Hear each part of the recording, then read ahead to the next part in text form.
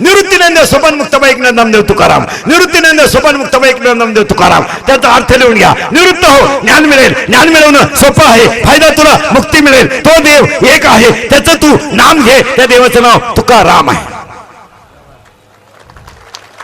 चला, साई बाजूला कर खाली दूध आहे, राग बाजूला कर आत विस्तव आहे, जग बाजूला कर वर आकाश आहे, तुझ्यातला अहंकार बाजूला कर तू ईश्वर आहे. याचं नाव ज्ञानदेव आहे. संपला पहिला प्रश्न. ज्ञान देव.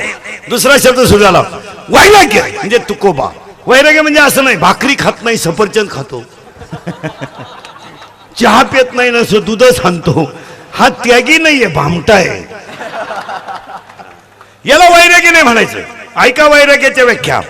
सोनं नाणं ज्याला माती समान त्याचं नाव वैराग्य. आपली पत्नी सोडता जगातल्या सगळ्या स्त्रिया ज्याला आई दिसतात तो जगातला खरा त्यागी. ज्ञान ज्ञानोबा संपला विषय, वैराग्य तुकोबा संपला विषय. आणि भक्ती नामदेवराया. आणि आज कीर्तनाला आज कीर्तनाला घेतलेला अभंग नामदेवरायांचा आहे. अभंग सगळ्यांच्या पाठ आहेत. अभंगाला कडवे दोनच आहेत. येड्याचा सुद्धा पाठ आहे. घालील लोटांगण वंदिल चरण डोळ्यानं पाहिन रूप तुझी. पण एकही माणूस हा अभंग शुद्धिओ म्हणत नाही, कारण हा अभंग शेवटी असतो ना, हा झाल्यावर प्रसाद असतो.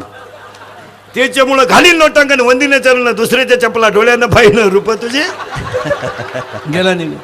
पखवाद्या हा अभंग म्हणतो पीठ काढताना, टाळकरी हा अभंग म्हणतो टाळ सोडताना, कीर्तनकार हा अभंग म्हणतो कंबार सोडताना, आणि माणसं हा अभंग म्हणतात स्वतः भोवती फिरताना. एकही माणूस हा अभंग शुद्धिओ म्हणत नाही. नाही तर अभंगाला कडवे दोन, अभंगाला कडवे दोन, पण भक्त्या 6, अभंगाला सुरुवात. मग एखादा म्हणेल का हो महाराज हा अभंग तुम्ही घेतला कसा? त्याचं उत्तर आहे का, कीर्तन अभिष्ट चिंतनाचं आहे. माननीय दादासाहेबांच्या अभिष्ट चिंतनाच्या कार्यक्रमाचे आयोजक बबनराव टिंडोरे पाटील आणि यांच्या योगाने ह्या कार्यक्रमाचं आयोजन आहे. आणि त्यासाठी देवाकडे ह्या अभंगात भक्तीनं केलेली प्रार्थना आहे. अभंगाला सुरुवात. आता भक्ती आहे त्याचं पटापटा तुम्ही उत्तर द्यायचं. आता भक्ती का करायची त्याचं उत्तर आहे का, पटापट बोलत जायचं. तुम्ही आयुष्यभर सगळा प्रयत्न केला पण मिळालं नाही त्याचं नाव.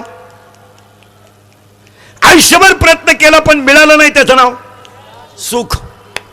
शब्द बदल बरं का, आता बोलत जायचं. तुम्ही आयुष्यभर प्रयत्न केला पण मिळालं नाही त्याचं नाव सुख. जे मिळवण्यासाठी तुम्ही खाली आलात पण मिळालं नाही त्याचंही नाव सुख. ज्याच्यासाठी आपण आटास केला पण प्राप्त झालं नाही त्याचंही नाव सुख. आणि जे आपल्या हृदयात असून आपल्याला अजून सापडलं नाही त्याचंही नाव. बस करंट लावून घ्या.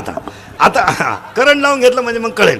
चला, एकही प्रयत्न असा राहिला नाही का आपण सुखासाठी केला नाही. सुखासाठी बायको केली, धोका तिने दिला.